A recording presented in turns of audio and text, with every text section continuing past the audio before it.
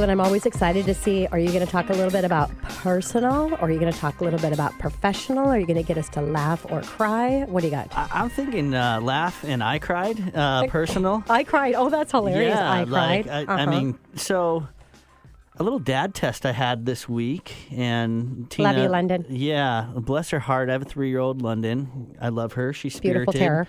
Beautiful terror. She's like a Sour Patch Kid, like stab you in the eye, literally, and then just tell you that she loves you and blow you kisses, and then you're like, oh. So that actually happened this week. Mm-hmm. We were at a restaurant, and I was sitting next to her. We're in this booth seat, and I was, busy in work and everything.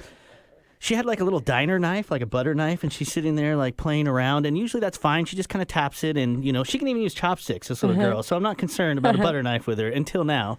She squeezes like the knife and the fork together, and then somehow gets some, momentum off of it and flicks it around and stabs me directly in the eyeball.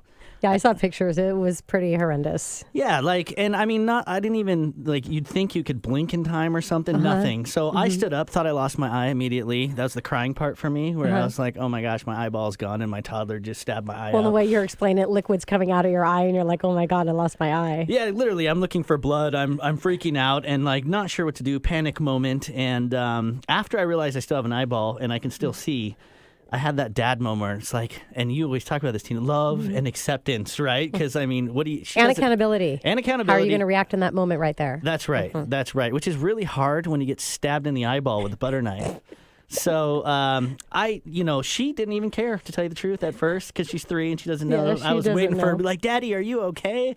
No. She just stood there with just kind of a little grin on her face, like, oops, I did it. And but eventually, when she saw the picture of my eye, I went to urgent care immediately. And the picture of I have a lacerated cornea. But it's fine. It'll heal. Some drops. I'll be good. And, it's okay, baby. I know it was an accident. No big deal. So no more Daddy playing loves with knives you. at the table. If I see a butter knife within 3 feet of her, it's gone. It is not thank happening. goodness she wasn't playing with your steak knife. Yeah.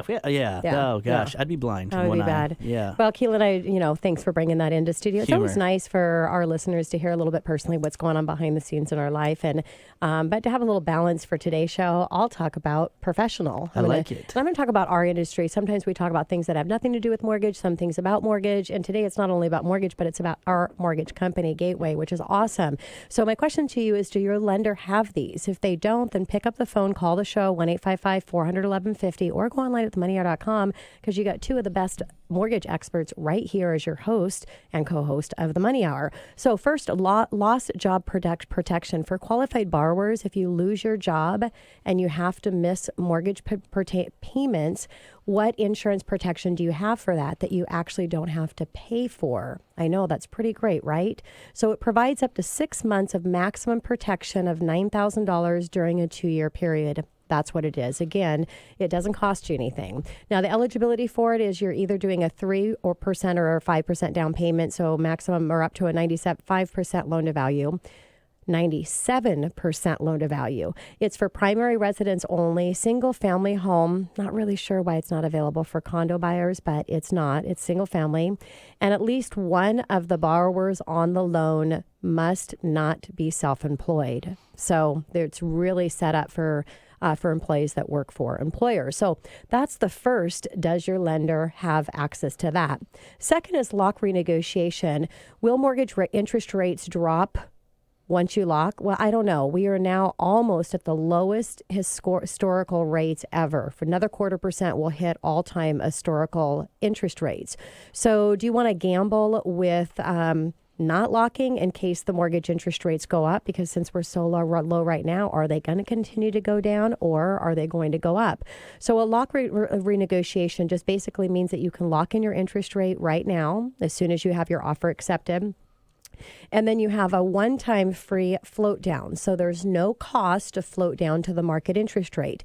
Now, the rate must have dropped 0.25% or more. So if the rate went down just 1/8%, you're not in a renegotiation situation. But if it drops 0.25% or more, you can. Now, when this is going to happen is that you're clear to close. So basically, that's after you have your final loan approval, appraisals back, everything's been signed off for the underwriter. So basically, right before you get the final stages, loan documents are going to be drawn.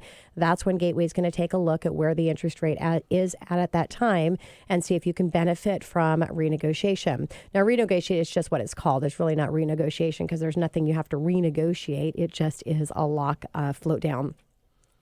And there's no cost to utilize it. So last for Money Chat, does your mortgage company have a lock and shop? So again, we are at historical low, almost at the lowest of the lowest historical low. And do you want to gamble in, again, the interest rates going up? So what you can do is you can lock in while you're shopping for your home. It's a really, really great program. And I shouldn't say program, it's in conjunction with loan programs, with your VA, your conventional FHA loan.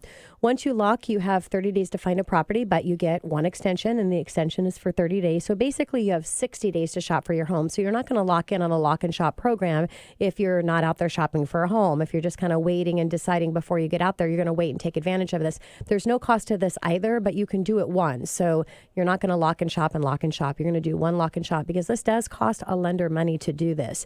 Now, once under contract, we're going to take a look at the current interest rate market or the current interest rate. And at that time, if the rates are lower, you're going to get a lower rate.